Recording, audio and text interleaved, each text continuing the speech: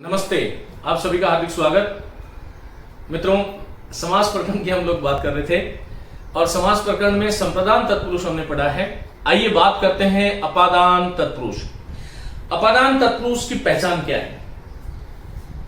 हम समस्त पदों में जो उत्तर पद आता है उसको आधार बना करके, उसको देख करके ये निर्णय करते हैं कि ये जो समस्त पद है वो तत्पुरुष में कौन सा तत्पुरुष का उदाहरण है।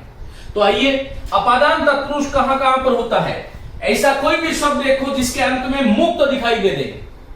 देखिए, अपादान जो शब्द है उसमें अप उपसर्ग है, आ उपसर्ग है, दा मूल शब्द है, हिंदी की दृष्टि से अन प्रत्यय है, संस्कृत वाले ध्यान रखें लुट प्रत्यय है। ध्रुवम अपाय अपादानम ऐसा सूत्र है संस्कृत में, अर्थात कोई ऐसी चीज ध्रुवम जो स्थिर चीज से अलग होती है और जो स्थिर होती है उसमें पंचमी विभक्ति का प्रयोग होता है। अपादान का तत्पुरुष समास में का जो चिन्ह है, विभक्ति चिन्ह, वो से है। करण तत्पुरुष का चिन्ह भी से होता है, ये ध्यान रखिएगा। करण तत्पुरुष से और के द्वारा, अपादान भी से होता है।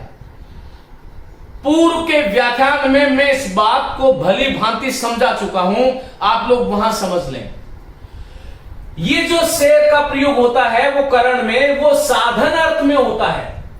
साधन अर्थ में से का प्रयोग होता है। जैसे मैंने कहा हस्तलिखित, तो इसका विग्रह क्या होगा? हस्त के द्वारा लिखित।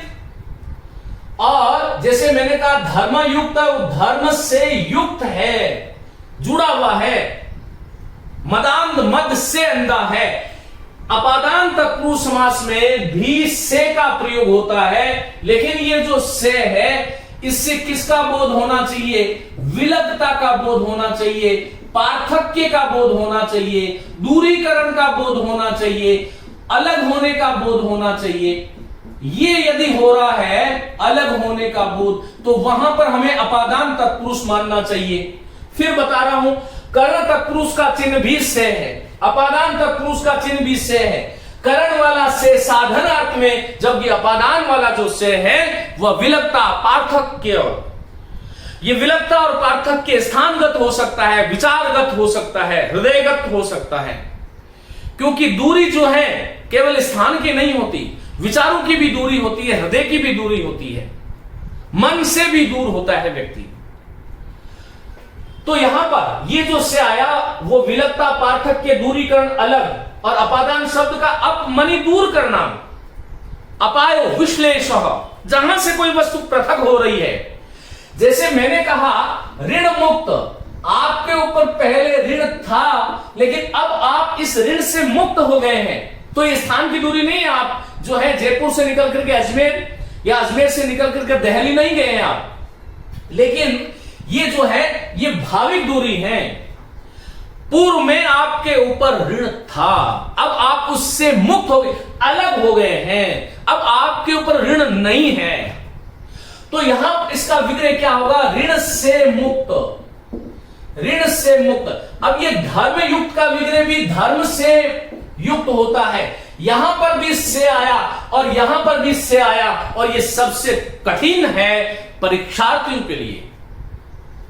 परीक्षा में 5 विग्रह देकर के आपसे पूछ लिया गया कि कौन सा विग्रह जो है अपादान तत्पुरुष से संबंधित है। मेरी बात को ध्यान से सुनना। यह पूछ लिया, एक ही तरह का से वाला विग्रह देकर के आपसे पूछ लिया कि निम्न में से किस विकल्प में कर्ण तत्पुरुष का प्रयोग हुआ है और किसमें नहीं हुआ है, किसमें अपादान है, किसमें कर्ण है। कई बार मिलान करो में भी आ जाता है, तो प्रश्न कैसे भी आ जाता है। आपको यह ध्यान रखना है कि ये अपादान वाला जो से है ये दूर करता है, रहितता का, पार्थक्य का, विलग्नता का बोध कराता है। लेकिन इनको हम जांचेंगे कैसे कि कौन सा समस्त पद जो है अपादान तत्पुरुष का उदाहरण होगा? तो मैंने आपकी सुविधा के लिए ये एक बॉक्स बना दिया। इस बॉक्स में जितने भी समस्त आप पद देख रहे हो, किसी समस्त पद के उत्तर पद में, किसी समस्त पद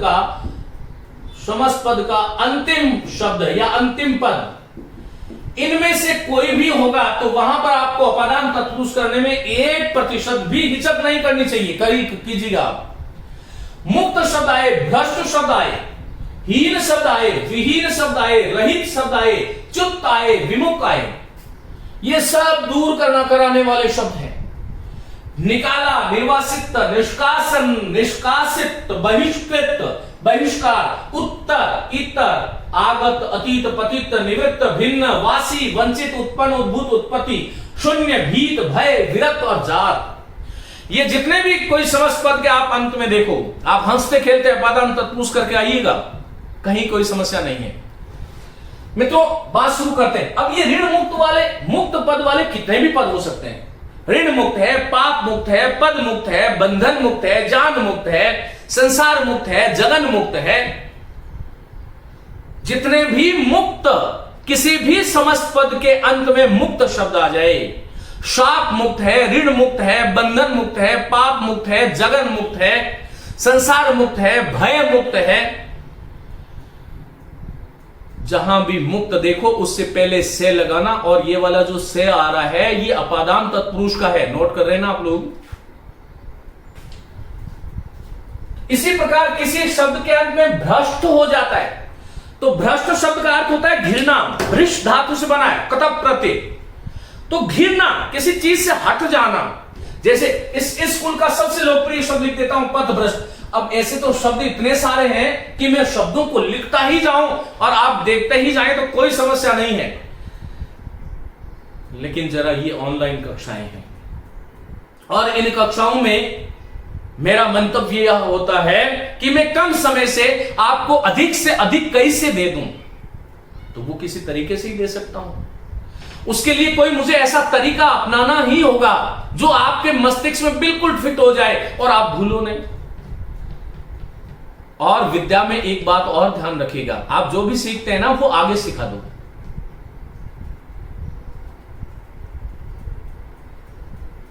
क्योंकि रिवीजन ही डिवीजन है।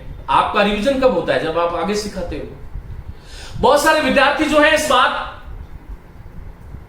से शायद कहीं गलत संदेह में होते हैं कि जो मेरे पास है वो किसी अन्य विद्यार्थी के पास नहीं होता। अरे भगवान बुद्ध के अनुयायी है हम। भगवान बुद्ध ने कहा कि जो वस्तु तुम्हारे पास नहीं है उसे प्राप्त करना चाहते हो तो उसके लिए मांगो जिसके पास भी वो वस्तु नहीं है। एक कहानी सुनाता हूं।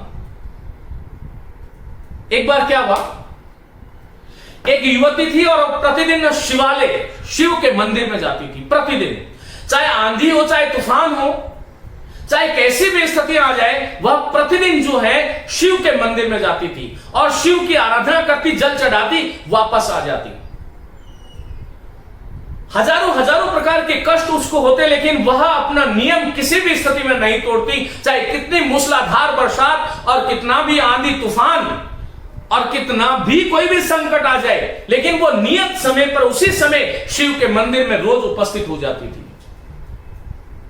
पार्वती ज्यादा दयालु थी। एक दिन पार्वती भगवान शिव अपने पतिदेव से कहती हैं कि भो प्रिय, ये युवती जो है ये प्रतिदिन आ रही है, आखिर जाकर के आप कैसे निष्ठुर देव है, आपकी उपासना करिए, आखिर इसे पूछो तो सही उसका मंतव्य क्या है, उसको क्या, किस चीज की सिद्धि चाहिए, किस चीज की आवश्यकता है। और पत्नी का आदेश देने के बाद में इस संसार में किसी की भी नहीं होती है कि वो उसको अनसुना कर दे। भगवान शिव एक दिन उपस्थित होकर के उस युवती के सामने साक्षात प्रकट होकर के पूछते हैं कि हे बालक, तुम्हें क्या चाहिए। उस युवती का उत्तर था, हे प्रभु, मुझे कुछ नहीं चाहिए। वो फिर पूछते हैं, मैं खुद साक्षात शिव हूं तुम्हारे सामने, तुम मेरी उपासना पूजा करती हो, रोज कैसी भी बाधाएं आ जाए तुम अपने कर्तव्य से च्युत नहीं होती। च्युत जहां भी आए वहां पर अपादान करना है। तुम अपने कर्तव्य से च्युत नहीं होती, कर्तव्य से भ्रष्ट नहीं होती, कर्तव्य से विमुख नहीं होती, कर्तव्य से विहीन नहीं होती, कर्तव्य से तुम निकलती नहीं। हर वक्त तुम कैसी भी स्थितियां होती है सदैव मेरी उपासना करती हो। बोलो तुम्हें चाहिए क्या। फिर कहती है कि मुझे कुछ नहीं चाहिए। भगवान शिव कहते हैं, देख, मैं तुम्हारी उपासना पूजा इससे प्रसन्न होकर के तुम्हारे सम्मुख हूं। आज तुम्हारे पास अवसर है, मांग लो, जो मांगोगी सब दे दूंगा। वह युवती बार बार जब उसने कहा तो वह युवती कहती है, हे प्रभु मुझे कुछ नहीं चाहिए। तो भगवान का हमने कहा तुम क्यों आती हो? कि ईश्वर आपको ज्यादा ही परेशानी है, ज्यादा ही समस्या है कि मुझे कुछ देना है। तो मुझे तो कुछ नहीं चाहिए, मेरी मां को एक सुंदर सा दामाद चाहिए। मित्रों यहां पर युवती अपने लिए कुछ नहीं मांग रही, मां के लिए सुंदर दामाद, मां के व्याज से, मां के बहाने से अपने लिए मांगा, लेकिन किसी और के लिए मांगा। और शिक्षा में भी कैसे ऐसा ही होता है, किसी और के लिए सफलता मांगिए। हम कहते हैं ना यहां पर सर्वे भद्राणि पश्यन्तु, सबका कल्याण हो, ऐसी कामना के साथ हमारा जीवन होना चाहिए। तो जो कुछ भी तुम्हें आता है वह किसी दूसरे को सिखाओ, क्योंकि विद्या का तो एक सबसे बड़ा जो है यही है कि जितना तुम आगे सिखाओगे उतना ही ये वृद्धि को प्राप्त होगी, ये ध्यान रखिएगा। चलिए, पथ भ्रष्ट, अब यहां पर पथ से भ्रष्ट हो गया, पथ से भ्रष्ट, ये जो से है वो अलग का बोध करा रहा है, पथ से भ्रष्ट हुआ है। अब यहां पर देखो, पथ भ्रष्ट है, राह भ्रष्ट है, योग भ्रष्ट है, कर्तव्य भ्रष्ट है, धर्म भ्रष्ट है, शिक्षा भ्रष्ट है, ज्ञान भ्रष्ट है, संस्कार भ्रष्ट है। कितने भी भ्रष्ट आ जाए और एक ही बार में ताला बड़ा है खोल रहा हूं, जहां जहां पर आप मुक्त देखो वहां पर भ्रष्ट भी कर सकते हो। वहां पर हीन, विहीन, रहित और च्युत और विमुख, ये पांचों शब्दों के उदाहरण एक ही हैं। जैसे मैंने कहा धनहीन, तो धन से हीन, धन विमुख, धन से विमुख, धनच्युत, धन से अलग हुआ, धन विहीन, धन से रहित है, धन से भ्रष्ट है, धन से च्युत है, धन से विमुख है। इसी प्रकार से मैंने कहा ज्ञान रहित, किससे रहित है? ज्ञान। देखो जहां पर रहित आए वहां पर मुक्त, भ्रष्ट, हीन, विहीन, च्युत, विमुख कुछ भी कर सकते हो। अब मैं इस बात को 1 घंटा पढ़ाऊं या 5 मिनट में पढ़ाऊं, ये मुझ पर डिपेंड है। तो देखिएगा, निकाला शब्द कहीं भी आए, जैसे एक शब्द और देता हूं, पदच्युत। पद से च्युत, च्युत का अर्थ होता है हटना। एक हिंदी वालों की बड़ी अच्छी आदत है कि वो जहां कहीं भी अंत में त देखते हैं उसको हलन कर देते हैं। तो ये त हलन मत करना। कुछ बहुत ज्यादा शुद्धिवादी आचार्य है हम लोगों में, बहुत सारी पुस्तकों में भी ऐसा लिखा है, तो ये हमें ध्यान रखना चाहिए। जहां कहीं भी त अंत में, जैसे शत शत नमन कुछ लिख रहे हैं, शत शत नमन, ये त हलन है ही नहीं भाई। वृहत में त हलन आता है, जगत में त हलन, जहां पर आता है वहां पर करते नहीं, जहां पर नहीं आता है वहां पर हम जो है सदैव उस बात को करने के लिए तत्पर होते हैं। सुधार करना चाहिए, करोगे ना? अब देखो, विमुख शब्द आ गया, देश विमुख, देश से विमुख, पत्नी विमुख, पत्नी से विमुख, संतति विमुख, संतति से विमुख, धर्म विमुख, धर्म से विमुख माने विपरीत मुख, और विपरीत मुख करते हैं तो हम अलग होते हैं निश्चित रूप से। मैं इसको मिटा रहा हूं, आप लोग स्क्रीनशॉट ले लें तुरंत। और ये हमें ध्यान रखना है कि इस प्रकार से इन चीजों को करना है। अब उदाहरण कितने भी ले लूं, उसे कोई निकाला, देश निकाला, देश से निकाला, देश से निकाला, अलग हो गया है। निर्वासित, देश निर्वासित, देश से निर्वासित, कहीं और वास करने के लिए बोल दिया, निर्वासित। देश निष्कासित, देश बहिष्कृत, देश से बहिष्कार, देश जो है देश से बहिष्कृत कर दिया। ये पद जहां भी आएगा वहां पर उन्हें हमें से का प्रयोग करना चाहिए। उत्तर का प्रयोग करता हूं, लोकोत्तर बहुत अच्छा शब्द है, बहुत बार पूछा जाता है। लोग कहते हैं संसार को, उत्तर कहते हैं परे।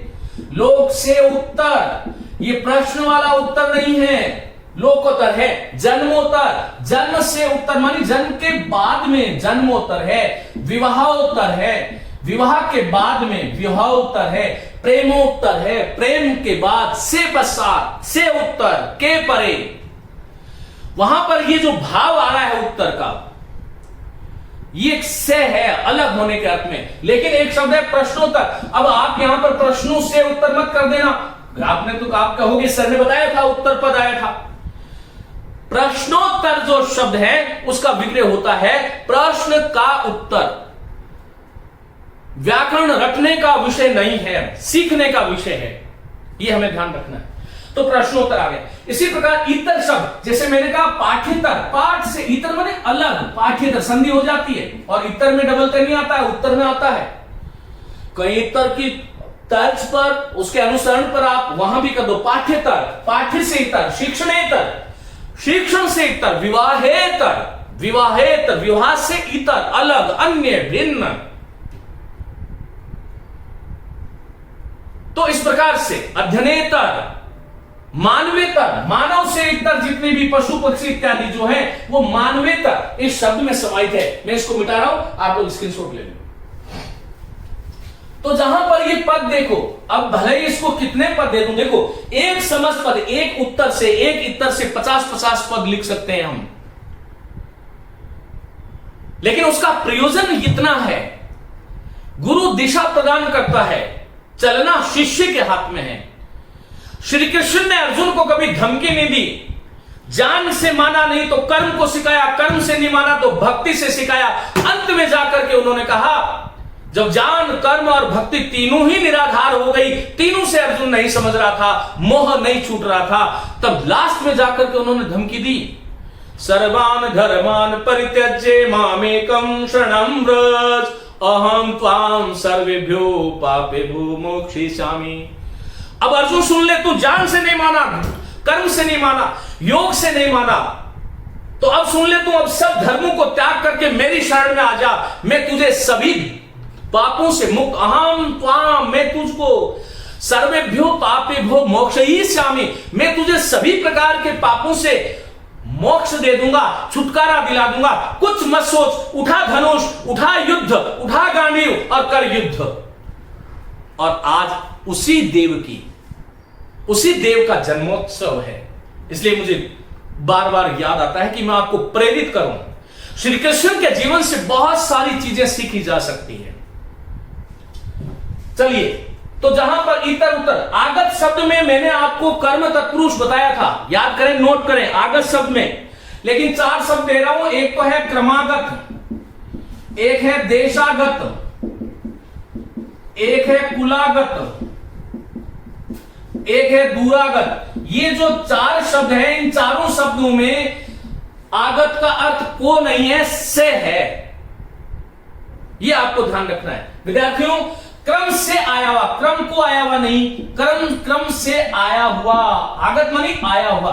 हाँ, ये नहीं हो तो फिर आप कर्म तत्पुरुष की तरफ जा सकते हैं, क्योंकि संस्कृत जो है, संस्कृत में आगत पद वाले दुराद आगत, इसको छोड़ दे, वहां पर दुराद है, दुराद आगत,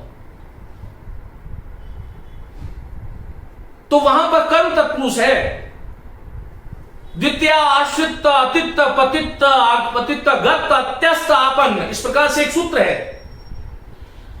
तो यहां पर देश से आगत मानी देश से अलग हो गया, देश से आगत, कुल से आई हुई परंपरा, हम कहते हैं ये मेरा कुलागत नियम है, कुल से आया हुआ नियम है। दूर से आया हुआ, दूर को आया हुआ नहीं है, दूर से आया है, कहीं और था, वो आपके पास आया है, दूर से आगत, इस प्रकार का विग्रह आपको करना चाहिए। अतीत शब्द जो है, हमने कहा इंद्रियातीत, इंद्रियातीत का विग्रह, पहला विग्रह तो मैंने आपको कर्म तत्पुरुष में बता चुका हूं, इंद्रियों को अतीत माने दूर करके, लेकिन अतीत का अर्थ यहां पर परे होता है, इंद्रियों से अतीत, परे है, अलग है। वाण्यातीत, वाणी से अतीत है। वर्णनातीत, वर्णन को अतीत करके भी विग्रह होता है, शंका मत करना। या तो आपसे कर्म तत्पुरुष पूछा जाएगा या अपादान तत्पुरुष पूछा जाएगा, ये ध्यान रखना है। तो ये 2 शब्दों के विषय में बात थी। पतित शब्द आ जाए, मैंने कहा आकाश पतित, आकाश से घिरा हुआ, पतित घिरा हुआ, आकाश पतित। तो इस प्रकार से हमें ध्यान रखना, पतित शब्द आ गया। निवृत्त शब्द हो गया, कार्य निवृत्त, कार्य से निवृत्त अलग हो गया है। धर्म निवृत्त, संस्कार निवृत्त, ज्ञान निवृत्त। इसी प्रकार भिन्न शब्द आ जाए, जैसे मैंने कहा जात भिन्न, जाति से भिन्न, देश भिन्न, देश अलग है, देश भिन्न। तो भिन्न जहां पर देखो वहां पर अपादान तत्पुरुष कीजिएगा। वासी बहुत अच्छा शब्द है, आदिवासी, अभी दिवस था 2-3 दिन पहले। आदि से वास करने वाला जो है, आदि से, आवास में चतुर्थी विभक्ति होगी, वास में सप्तमी विभक्ति होगी। किसी समास पद के अंत में वासी आ रहा है तो वहां पर अपादान होगा। लेकिन वनवासी वन में वास करने वाला होगा, वन से वास करने वाला नहीं होगा। आदिवासी आदि में वास करने वाला नहीं होता, आदिकाल से वास करने, आदिकाल से। और आज भी आदिवासी उसी को कहा जाता है जो हमारी परंपराओं में आदि की तरह आज भी वास करते हैं, वह आदिवासी हैं। संवैधानिक दृष्टि से वह एक जाति विशेष हो गई है। अब आदिवासी हो सकता है कि बहुत बड़े किसी बंगले में रहता हो तो उसका नाम ही आदिवासी है। आदिवासी एक ऐसा व्यक्ति का विशेषण है जो आदि प्राचीन पुरातन परंपराओं के अनुसार जो वास करने वाला है वह आदिवासी है। ऐसा ध्यान रखना चाहिए। इसी प्रकार से वंचित शब्द, अवसर वंचित, बहुत बार पूछा जाता है। अवसर से वंचित, रोजगार वंचित, रोजगार से वंचित, धन वंचित, धन से वंचित, उत्पन्न। मैंने कहा गोमय, जलोत्पन्न, गोमय उत्पन्न, गोमय से गोबर से उत्पन्न, जल से उत्पन्न, जलोत्पन्न। कमल को कहते हैं, कमल का पर्यायवाची है। जलोद्भूत, जल से, किसी में उद्भूत शब्द आ जाए, जल से उद्भूत। रजोद्भूत, रजोगुण से उद्भूत, निकला हुआ, आया हुआ। उत्पत्ति, जलोत्पत्ति, जल से उत्पत्ति, जानोत्पत्ति, जान से उत्पत्ति, देवोत्पत्ति, देव से उत्पत्ति। तो इस प्रकार के जितने भी शब्द जिनके अंत में विद्यार्थियों उत्पन्न, उद्भूत, उत्पत्ति, शून्य, जान शून्य, रहित है, शून्य का अर्थ यहां पर वो नहीं है, जान से शून्य है। भीत, जब कभी भी किसी समस्त पद के अंत में भीत आ जाए, जैसे भय भीत, भीत माने डरा हुआ, भय से भीत। किसी शब्द के अंत में भय आ जाए, जैसे मैंने कहा पत्नी भय, सिंह भय, वीर भय, शत्रु भय, वानर भय। इस संसार में भय ही भय है, भय का साम्राज्य सर्वत्र है। और भीत और भय कहीं भी देखो तो वहां पर अपादान करना होता है, चाहे वाक्य में ले लो चाहे यहां पर ले लो। वो भय से भीत है। सिंह भय, सिंह से भय लग रहा है, और भय लगता है तो हम अलग जाते हैं। डरने वाली चीज को कभी गले नहीं मिलाते, उससे हम भागते हैं। खैर, विरक्त आ जाए, जैसे मैंने कहा जान विरक्त, जान से विरक्ति हो गई, संसार विरक्त, संसार से विरक्त हो गया। और जल जात, कमल का पर्यायवाची, जल से जात उत्पन्न होने वाला। जात का अर्थ यहां पर उत्पन्न होने वाला है, जो जल धातु से कतक प्रत्यय जुड़ करके बनता है। ये जितने भी शब्द किसी समस्त पद के उत्तर में देखो वहां पर अपादान तत्पुरुष करके आइएगा, बिल्कुल निशंक, निश्चिंत, निसंदेह, चिंता मुक्त, रहित होकर के आपको इन शब्दों से आप जो है अपादान तत्पुरुष आप कर सकते हैं। मेरी बहुत बहुत शुभकामनाएं। इसको आप जो है ध्यान से पढ़ें, इनके नोट्स बनाएं। एक दूसरी बात, मैया पाठशाला का जो टेलीग्राम ग्रुप है वहां पर आप ज्वाइन हो जाएं, वहां जुड़ जाएं। और जो जुड़े हुए हैं उनके लिए सूचना है, मैं जो कि देता ही रहता हूं और दे देता हूं, कि वहां पर केवल प्रश्न करें। आप खुद जो है व्याख्याता, आख्याता, शिक्षक, उपाध्याय, आचार्य नहीं बने। जब भी मुझे समय मिलेगा मैं उसका आपको उत्तर देता हूं। ये संपूर्ण जीवन आपके लिए है, ये संपूर्ण ज्ञान आपके लिए है, साधना आपको करनी है। जितना भी आपके लिए आवश्यक होगा मैं समय समय पर आपको बताते रहूंगा। हार्दिक शुभकामनाएं, धन्यवाद।